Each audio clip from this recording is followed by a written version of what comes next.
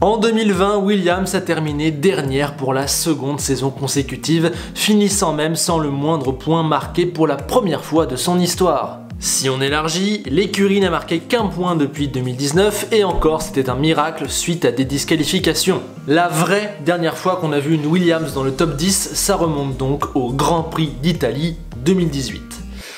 Aïe. La catastrophe est donc totale, on se rappelle de terribles déboires symbolisés par l'impuissance de Claire Williams. En gros, depuis 2016, Williams chute et est arrivé à un point de non-retour. Pour tenter de mettre fin à cette descente aux enfers, Williams a l'an dernier entamé un nouveau processus puisque la famille a passé la main en vendant l'écurie à Dorilton Capital. Un vrai crève-cœur car il s'était toujours refusé à le faire, mais là il n'avait plus le choix, que ce soit au niveau sportif, humain ou financier.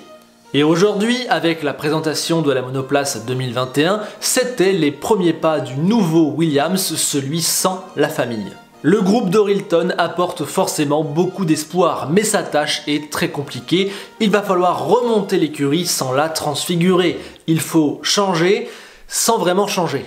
Et justement, les premières mesures commencent à entrer en vigueur. Le but de cette vidéo, c'est donc d'expliquer qui est Dorilton Capital, qui sont ses décisionnaires, quel est son plan, quels ont été les premiers choix, bref, comment ça se passe pour ce nouveau cycle chez Williams. Première question, et elle est totalement légitime, à qui la famille Williams a-t-elle vendu son affaire? Les critères principaux pour le rachat étaient de garder le nom et l'esprit Williams. Techniquement d'abord, Dorilton Capital c'est un fonds d'investissement américain. Grossièrement, un fonds d'investissement c'est une société qui investit de l'argent dans des projets d'entreprise. Il s'agit donc d'acheter, d'aider ou de sauver des entreprises à des fins de profit et d'image. Le PDG de Dorilton est Darren Fult et la marque se définit elle-même comme, je cite, un groupe d'investissement privé cherchant à acquérir, recapitaliser et aider sur le long terme des business dans différents secteurs. Et pour racheter Williams, Dorilton a dû débourser 180 millions de dollars, un investissement conséquent avec comme objectif de remonter l'écurie, ce qui forcément ferait grand bruit. Du côté de l'écurie, on a indiqué que ça ouvrait la page d'une nouvelle ère excitante avec un nouvel investisseur capable de capitaliser sur les qualités de l'écurie et de surfer sur les nouveaux règlements. Voilà pour la base qui est Dorilton et comment ils ont racheté Williams. Maintenant qu'on voit un peu mieux qui est Dorilton Capital, voyons un peu quel est son plan. L'an dernier, c'était surtout de l'observation, mais là, maintenant, ils commencent à mettre leurs pions en place, et le premier, c'est le nouveau patron, le nouveau boss, Jost Capito. Alors, qui est-il ? Cet Allemand de 62 ans jouit d'une expérience monstrueuse dans le sport auto. En 1985, il entre au département performance et développement moteur de BMW. La même année, il participe au Dakar en camion et le gagne. Il passe ensuite par Volkswagen et Porsche avant de toucher pour la première fois à la Formule 1 dans les années 90 avec Sauber. Il y reste malheureusement moins d'une année avec un rôle mineur. Sa carrière de patron décolle vraiment quand il rejoint Ford en 1997. Là-bas, pendant 10 ans, il va développer principalement la partie WRC, avec succès puisqu'il quitte l'écurie sur 2 titres constructeurs en 2006 et 2007. Après une petite pause, il deviendra directeur de la partie sportive de Volkswagen. Il est donc à la tête de la structure quand elle gagne 3 titres consécutifs en WRC, notamment avec Sébastien Ogier. En 2016, il revient toucher à la Formule 1 quand Ron Dennis le nomme au poste de Chief Executive Officer, CEO, chez McLaren, un poste complètement énorme. Oui, mais Dennis vivait là ses dernières heures dans l'écurie de Woking et la structure était dans une crise profonde. Ainsi, quand Ron s'en va, un grand ménage se met en place et Capito en fait déjà les frais, la bande de Zak Brown préférant une remise à zéro. Une bonne décision pour McLaren au final, mais un coup dur pour Capito qui n'a pas réellement pu prouver sa valeur en seulement 3 petits mois. Voilà donc le CV de Jost Capito, il faut bien avouer que c'est quand même assez impressionnant, il a l'air d'avoir les qualités requises pour le poste, il a déjà un peu touché à la Formule 1, on dit de lui qu'il a les qualités d'un leader familial, bref, ça colle plutôt pas mal à la fois sur le plan expérience et profil. Il faut aussi noter que Simon Roberts, l'homme qui avait provisoirement remplacé Claire Williams l'an passé, a été définitivement confirmé à son poste de team principal. Roberts Capito, voilà donc le nouveau tandem du nouveau Williams. Alors, puisqu'on est là-dessus, un petit mot de l'arrivée de Jenson Button en tant que conseiller. Bon, voilà, c'est sympa, c'est une super idée, mais je pense que ça va pas révolutionner Williams actuellement. Donc pour l'instant, on le note, c'est sympa, mais voilà, il n'y a rien à dire dessus pour l'instant. Mais la grosse nouveauté de cet hiver du côté de Groove, c'est que Williams a signé un partenariat avec Mercedes. Cet accord apporte son lot d'espoir et de questions, donc on va essayer d'y voir plus clair. Déjà, la toute première chose à signaler, c'est que ça a été signé pour 2022. En 2021, rien ne change. Dans les faits, maintenant, qu'est-ce que cet accord? Eh bien, en 2022, Williams deviendra ce que j'appelle une écurie semi-cliente de Mercedes. Actuellement, Williams n'achète qu'un moteur à la structure allemande, mais ce partenariat va s'étendre à d'autres pièces, comme la transmission ou le système hydraulique, comme le révèle le site Formule 1 One. En gros, à partir de 2022, Williams achètera à Mercedes quelques pièces dites transférables, c'est-à-dire autorisées à la vente par la FIA. Mais alors Williams va-t-elle devenir une écurie B de Mercedes, à l'image un peu de ce que Haas est avec Ferrari et à l'image de ce que Toto Wolff voulait faire déjà depuis quelques années?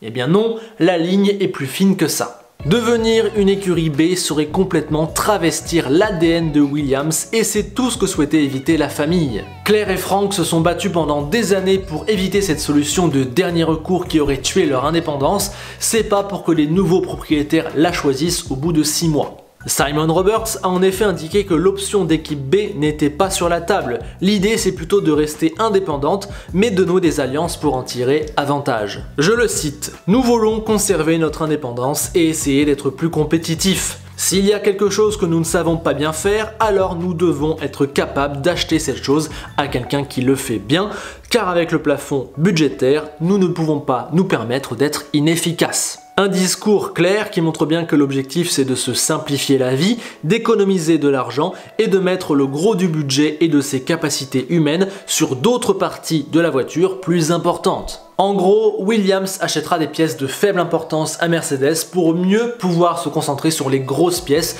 comme par exemple le châssis ou l'aéro. Je pourrais donc qualifier la future Williams de intelligente et indépendante. Intelligente car elle va se servir au maximum des pièces standardisées et transférables, et indépendante car le gros du travail sera bien fait par l'écurie Williams elle-même. Ce n'est donc pas une Haas, plutôt une Alfa Romeo, si vous voyez ce que je veux dire dans l'idée. Donc au final, quand on entend que Williams a loué un partenariat avec Mercedes, on prend peur, on a peur pour l'identité de l'écurie, mais quand on rentre dans les détails, on s'aperçoit que c'est beaucoup plus fin que ça. Williams ne travestit pas son ADN et va essayer de devenir une écurie plus moderne. Cette décision me paraît donc à la fois intelligente, nécessaire sur le plan sportif, mais aussi respectueuse de l'esprit Williams. Voilà, en tout cas ça me va, tant que ça ne va pas plus loin, Williams sera toujours indépendante à mes yeux. Revenons maintenant à une question plus terre-à-terre qui est celle du financement. Comment Williams va boucher ses trous dans sa comptabilité et comment le nouveau projet va-t-il se financer? Déjà, on l'a dit, Dorilton va mettre beaucoup d'argent et oui, le but d'un fonds d'investissement c'est d'injecter des liquidités pour remonter une compagnie. Mécaniquement, le groupe américain va donc sortir le chéquier, mais il ne pourra pas le faire seul. Parmi les autres gros partenaires, il y a ensuite Latifi. Selon de récentes enquêtes, Michael, le papa de Nicolas, le pilote, a apporté 26 millions de dollars à l'écurie l'an passé pour lui permettre de sauver son bilan et de pouvoir signer les fameux accords Concorde. Ça prouve clairement la profonde implication du milliardaire irano-canadien. 26 millions de dollars, c'est énorme, c'est 1/6 du budget de l'écurie à l'année qui a été posé d'un coup sur la table. Voilà, c'est pas négligeable. Papa est également la principale source de revenus de sponsoring, car c'est lui qui détient Acronis, Lavazza ou encore Sofina, rares partenaires que l'on peut voir sur la voiture. Williams semble donc encore extrêmement lié à la famille Latifi au niveau financier. De quoi assurer la place du fiston dans l'écurie sur le long terme? Oui, potentiellement, on verra, c'est justement une des clés. Est-ce que le nouveau Williams va se séparer de la famille Latifi dans le futur?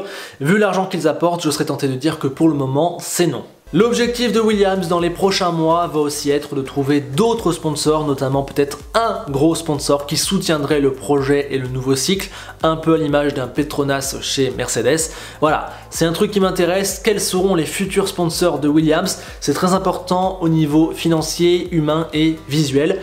on suivra ça.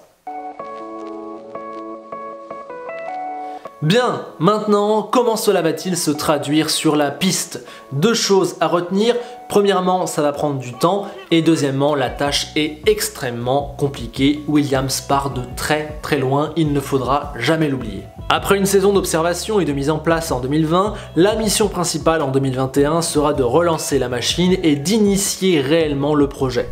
Il faudra réussir à capitaliser sur les améliorations récentes et confirmer le relatif renouveau tout en mettant en place son propre projet. Accessoirement, il faudrait éviter de terminer encore dernier avec 0 points, ça serait vraiment un point de départ compliqué même si c'est que symbolique. Mais le plus important reste bien évidemment 2022, objectif vers lequel l'écurie va certainement se tourner très tôt dans la saison. C'est là que le partenariat avec Mercedes entrera en place, c'est là que Dorilton met vraiment toutes ses billes et c'est là que Williams aura réellement une chance de remonter dans les hiérarchies, c'est bien sûr la priorité.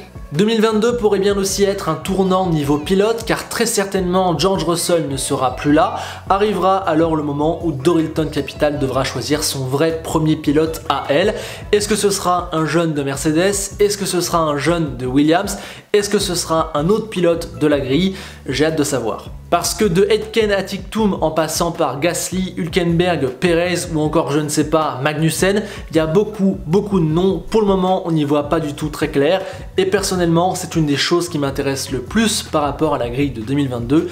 Qui Williams va-t-elle choisir comme son pilote numéro 1 pour son nouveau projet? C'est quand même un poste qui n'est pas anodin et qui pourrait potentiellement changer une carrière. Quant à Latifi, on l'a dit, il pourrait devenir un pilote long terme de Williams. Voilà, on connaît son talent peut-être un petit peu limité, mais on connaît aussi ses atouts financiers et au bout de 2 saisons dans les pattes, il aura sûrement progressé, puis il connaît bien l'écurie. Le conserver peut permettre d'avoir un petit peu de stabilité et d'assurer des revenus. C'est pas un si mauvais choix que ça. Voilà, il faudra quand même qu'il progresse un petit peu.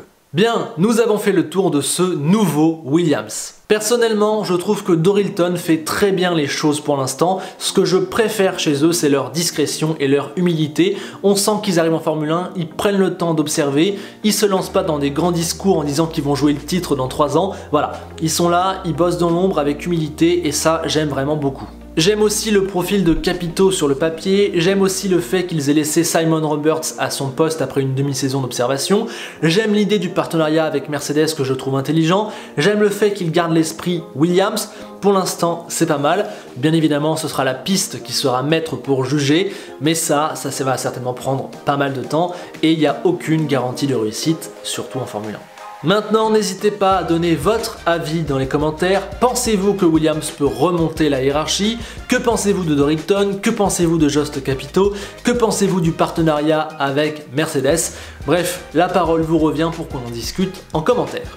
Avant de vous quitter, je vous signale que dans la description, vous trouverez quelques liens utiles sur le sujet, plus les quelques liens de mes réseaux sociaux. Et je vous signale également que sur la chaîne, j'ai créé une playlist appelée Préparation 2021 qui permet de répertorier toutes les vidéos qui préparent à la nouvelle saison. Ça va de l'arrivée de Sainz chez Ferrari au duo Mazepin-Schumacher en passant par l'avenir d'AlphaTauri. Voilà, il y a un petit peu toutes les previews pour la saison qui sont réunies dans une playlist. Sur ce, je vous remercie de votre soutien, je vous encourage à liker et partager cette vidéo ainsi qu'à vous abonner, c'est très important pour la chaîne. A très vite pour du nouveau contenu, on se quitte, c'est la tradition sur la phrase d'Enzo Ferrari qui nous dit aujourd'hui que si tu veux gagner en Formule 1 avec Williams, va falloir être sacrément bon mon pote. A bientôt.